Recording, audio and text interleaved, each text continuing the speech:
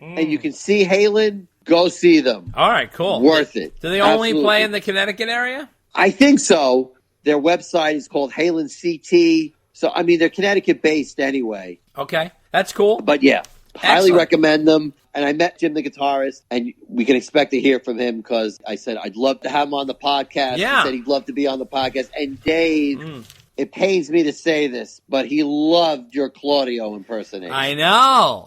And let me tell you something. He even wrote a letter in the mailbag section. So, okay, great. Be prepared Even for that to Even rise better. again, Dave. I know you All love right, it. all right, very good. Okay, so now Eddie Van Halen is selling some of his cars. He put up 3 of his cars for sale through Stephen Becker at the Automotive Group, and each one comes with a certificate of authenticity personally signed by EVH with his logo on it.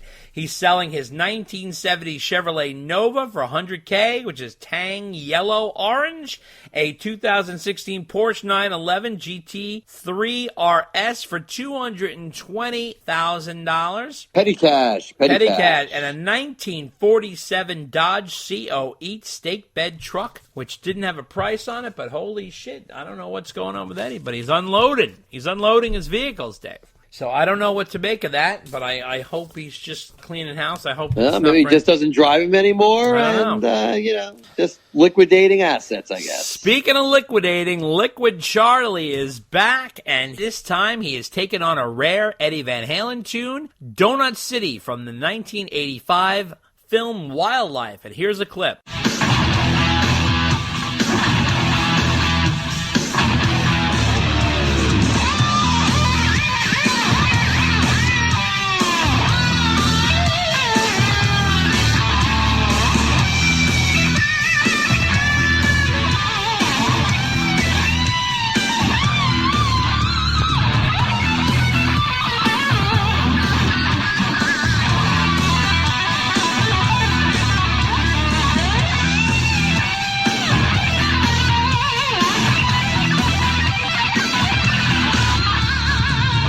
This guy's a real hardcore motherfucker, man. He's unbelievable. What a talented individual. Thank you, Charlie, for dedicating all your time to Van Halen. He does an insane job. It's incredible. This guy doesn't have a record contract. He's got so much talented. It's unbelievable. What do you think of this, Dave? Oh, yeah. I mean, that's digging deep into Van Halen land. Absolutely. So another admirable effort. You know, I love it when he mixes Van Halen songs together and, makes medleys out of them. I mean, just really great talent this guy has. Absolutely. So good. Now, we have spoken about this in the past, Dave, and it seems like it's becoming a reality. Talis is recording. Singer Phil Nero reported that it's been a great day in the studio working on vocals for the new Talis release, and it's sounding great. The lineup is Billy Sheehan, Mark Miller, what's his name, Kaiv Nag. Do you know how to pronounce his name? Nadisauki? I do not. Yeah, and I'm sorry. Yeah, well, it's interesting, and Phil, of course, himself, he says, I can't wait for this. Now, we've heard about this probably like a year ago. If you remember, was it a year ago when we went to see them? Like a year ago, March, Yeah, right? I think it was a March. Yeah. And hopefully we can hear it by next spring. So hopefully a new Talis album coming out. Oh, my, that's unbelievable. I am very excited. I can't imagine. You and I, maybe a handful of other people might be the only ones. But I got to tell you, I am very stoked. And I know Bill has said he's trying to get, well, I won't say the original Talis guitarists, but the original guitarists who were in Mach 2 of Talis, right? They're trying to get them on some tracks. Oh, that would be cool, just to reunite like that. So that is stupendous, getting the whole gang back together, at least figuratively. But yeah, they're moving forward with this. They're making great progress. The pandemic is not slowing them down. Incredible. If I can't get a new Van Halen album, I will take a new Talis album. I'm chomping at the bit, and I await with bated breath. That's right. And last note in wrapping up Van Halen news is Generation Axe, which consists of Yngwie Malmsteen, Steve Vai, Nuno Bettencourt, Zakk Wylde, and Tosin Abassan. They did a special quarantine rendition of Bohemian Rhapsody on the guitar, and special guest Brian May from Queen itself came in and did the solo on his red special guitar. This was aired on Access TV, and it was also put up on YouTube. Unbelievable. All the guitars were doing the Freddie Mercury vocals, and it went from one to the other. It started, I think, with Nuno, and then they went to Steve, and then it went back to Yngwie and Zach. It's just unbelievable. What a piece of work. Here's a clip of it.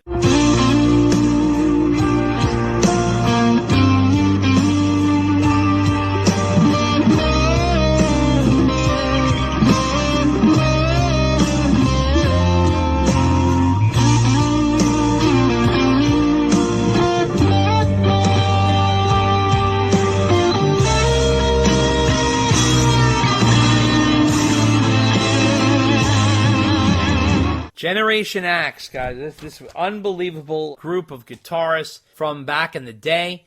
These guys are phenomenal. What an incredible performance this was, especially Brian May coming in there. Yeah. I mean, what a great effort for them to basically recreate the vocal lines and the harmonies on guitar and coordinating all that amongst everybody. Really a cool version of the song. Absolutely. And that wraps up Van Halen news. And that's the way it is. Good night. And we are on to our interview with photographer extraordinaire, Mark Weissguy Weiss. And Dave and I had a deep dive discussion with him about his incredible years of photographing Van Halen, David Lee Roth, as well as some other rock stars, and his new book, The Decade That Rocked. You got to get this book. What an incredible, incredible piece. And it's not that expensive, too. This book is like a monstrous Bible. What a piece of work. And Mark has some incredible stories to talk about Van Halen, and that is coming up. But before we do that, Dave, oh my God, the mail is coming in through the windows and the doors and the garage. It's coming in everywhere. We got a ton of mail coming up, which is going to make Dave cranky, but that's all right. He gets highly paid for this, so it's all part of... So we're going to read quickly and efficiently. That's right. That's all coming up next. Take a listen. There's a little bit of Van Halen in everybody. We just come around and bring it out of you. If you need a dose of VH, get a taste of the closest thing. Romeo Delight, the ultimate Van Halen tribute band, playing all the hits from the David Lee Roth era, the first classic 6 albums, plus deep cuts, some of which have never been played live before by the band. They even throw in popular tracks from the Sammy Hagar era and solo hits. The most viewed Van Halen tribute band on YouTube, Romeo Delight, doing customized recreations of staging, instruments, and costumes from the classic Van Halen era. They even perform entire Van Halen albums in sequence. Romeo Delight plays theaters, casinos, summer indoor and outdoor festivals, and special events. They're also available for private parties. To contact them, call Bud Blanche at 215-704-5144. That's 215-704-5144. Or via email at sonicparade1@yahoo.com. Romeo Delight, the ultimate Van Halen tribute band. Hey everybody, this is Robert Romanus, a.k.a. Mike Damone from Fast Times at Ridgemont High. And you're listening to the Dave and Dave Unchained podcast. Oh, and by the way, I do have some Van Halen tickets for sale if you're interested. You know, for the way I grew up, I mean, even on the 9-day boat trip from Holland to New York, my father was in the band on the boat, and my brother and I also played piano during intermission. So my whole life has been music. I could not imagine anything else. I mean, it really hit me like a brick wall when I graduated high school, and, you know, you signed everybody's yearbook, and everybody asked you, so what college you going to? Hey, Al, I think we better stick to the only thing that we know, and we just kept it music, because that's what helped us survive and pay the rent when we came to America from Holland. All right, Dave, you know what time it is.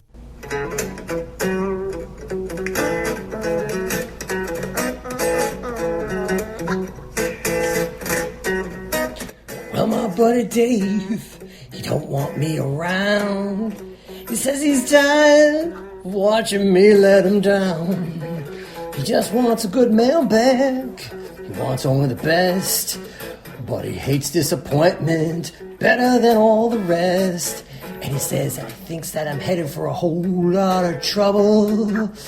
Well, he thinks that I'm headed for a whole lot of trouble. Well, he thinks that I'm headed for a whole lot of trouble if I don't nail the mailbag intro. That's right, it's mailbag time again. And oh my God, do we have a bunch of mail to get through, so we better hurry up. So number one comes from Chad Elliott from Bristol, England, Dave. He says, I'm really loving the Van Halen podcast. It's helping me, and I'm sure many others, get through the pandemic. Thank you so much for that. I have a quick question. There are several books written on Van Halen over the years. Which one are your favorites, or which one do you consider essential? I've only read Noel Monk's book, which is amazing, and David Lee Roth's book, also good, although rambling and a little strange, like the man himself. Thanks so much, and keep up the great work. Thanks, Chad Elliott of Bristol, England. Well, that's cool that we're reaching everybody from jolly old England, Dave. And I have to say, Chad, essential reading for sure would be going to our friend Greg Renoff's books. Greg has Van Halen Rising, which he wrote several years ago. It's about how Van Halen came to be and how their original humble beginnings. And then also his new book, Ted Templeman, a platinum producer's life and music. So that tells you the perspective from the producer, and he's also an executive at Warner Brothers who put out the albums. That's for sure. You already read Noel's and Dave's, so that's great. And then I have to say, Sammy's book, Red, which we talked about on our last episode, definitely check those out. I think those are good for reading purposes if you want to get a little more perspective. What do you think, Dave? Great suggestions, and I will also recommend, I'm going into the Eye Gavolt. Oh boy. To recommend some books. So, books I recommend are Eruption in the Canyon. Oh my God, Andrew that's Bennett. right. Right. Right. I know there's a lot of controversy behind that book, but great pictures and great stories, worth the read. Get it while it's hot. Right. Get it while you can. Get it while you can. The Van Halen Saga. It's called Everybody Wants Some, The Van Halen Saga, by Ian Christie, is also That's another a good one. biography of the band. Eddie Van Halen, a definitive biography by Kevin Dodds. Right. Is a good read on Eddie Van Halen. Mm-hmm. And also the Van Halen Encyclopedia by our good buddy C.J. Chilvers. Yep. A little dated, but still some great information in there if you're looking for any information on the band. I mean, it stops around the turn of the millennium, but chock full of great factoids. Unchained, a Van Halen user manual by our favorite Canadian, Martin Popoff. That's right. Also, we have, this one's interesting. It's called Van Halen Exuberant California Zen Rock and Roll. Oh, boy. Somewhat of a different take on Van Halen. That's an interesting read. I should really read that one again. Okay. Because I don't usually use it as reference materials too much, but I do remember it having somewhat of a unique and interesting perspective on the band. So pick that up. Mm-hmm. I think you mentioned all the other books I have on my bookshelf. Okay, so cool. That's not enough. I don't know what to tell you, but that's certainly a great starting point. That's right. And well, to Chad, we say cheerio. And we go on to letter number 2, which is from Big Bad Bill Mortimer. Okay, and he says, I have been a faithful listener since your first episode and this is my first time writing in.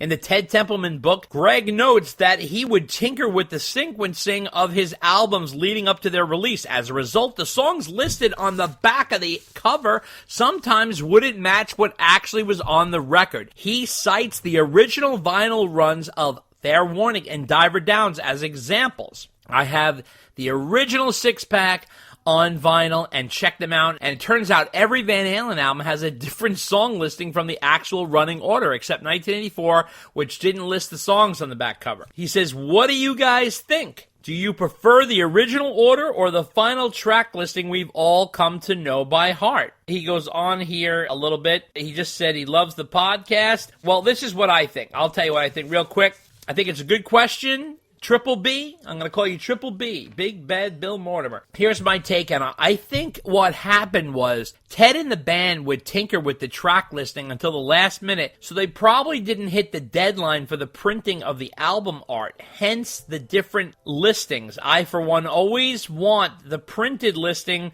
to match what's on the album. It's a pet peeve of mine when it doesn't. Plus, I think reprints should